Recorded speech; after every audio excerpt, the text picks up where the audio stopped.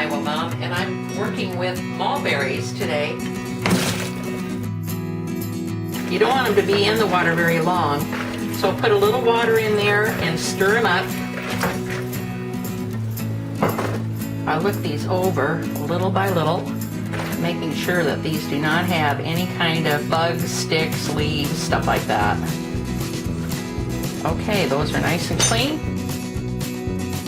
One of our favorite ways to serve mulberries is vanilla ice cream with a little bit of mulberries on top.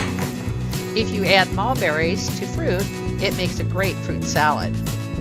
Another real favorite of ours is Mulberry Jam, and I have a super easy recipe. 1 2/3 cup of berries. I'm using a potato masher to get the juice out of these berries. I want to give it a little bit of a zing, so I'm putting in a little bit of this real lime.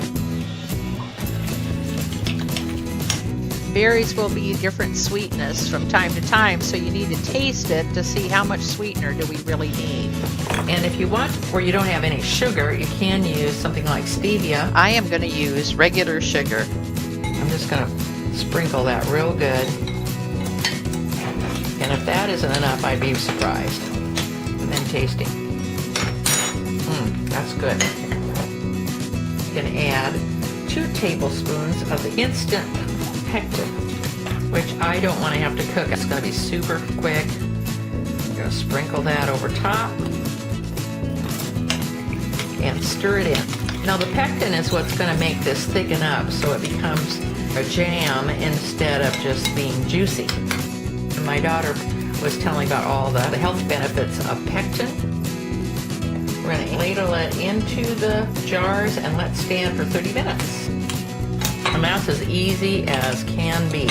And if you use a Stevia, it would be a no sugar jam. Now this does have to be stored in the refrigerator. I love rhubarb crisp, and I thought, why not try it with mulberries?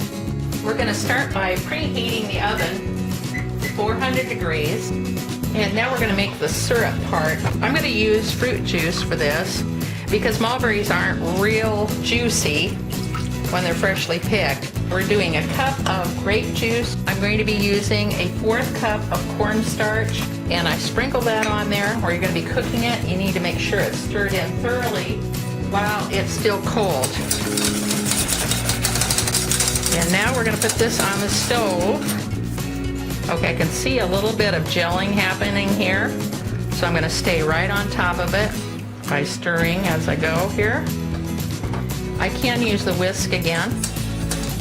And now it's going real quickly. We're going to turn the heat down.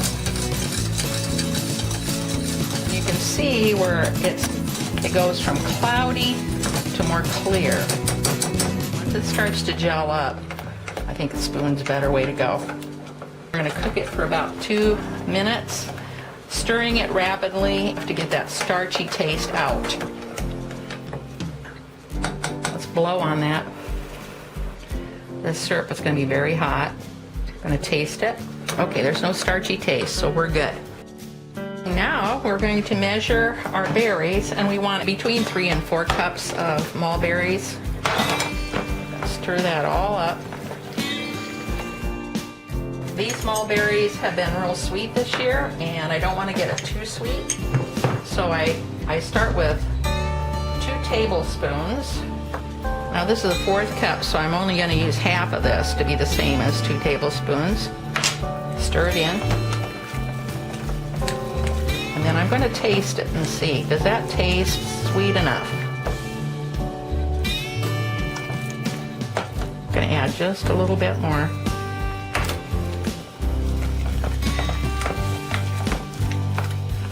Now let's taste it with the berry. That tastes good.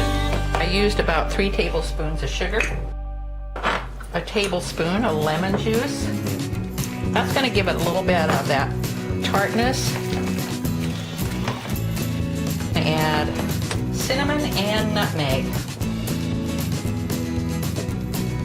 Nutmeg is a lot stronger, so we're only going to do about 1/2 teaspoon. We get that all stirred in. Okay, now we're going to pour that into our 9x9 baking dish. We're going to spread this out on the bottom. Now we're ready to make the topping, which makes it crisp. We're going to be using the 1/2 cup of oats, a 1/2 cup packed brown sugar, and a 1/2 cup all-purpose flour, 1/2 teaspoon of cinnamon, a dash of salt. A dash of salt means an 1/8 teaspoon. We're going to mix all this together. We're going to be adding a whole stick of butter. This is the same as 1/2 cup. I'm going to cut it the long way first, the long way twice. I'm going to cut these into small cubes. We're going to put that into our topping mixture. Then we need to get in there with our fingers. We want to just squeeze that together so that the dry ingredients work together with the butter. We're going to just sprinkle this on top. And we want to keep this in little chunkies. That way the berries are going to kind of peek through when they're cooking. We're going to get that bubbling action up through the crisp. We're going to stick that in the oven and we're going to check on it in 30 minutes. It's been a half hour. We're going to check and see if it looks done. It looks nice, golden brown, and that's what we want. We're going to let that cool for at least 15 minutes before serving so we don't burn our mouth on that. It's really hot. Now that this has been setting for 15 minutes, it's safe to eat. We're going to dish that up. It's still hot. You can serve it just like this, or you can add a little whipped cream or a dollop of vanilla ice cream. This is Lana, Shea, Iowa Mom.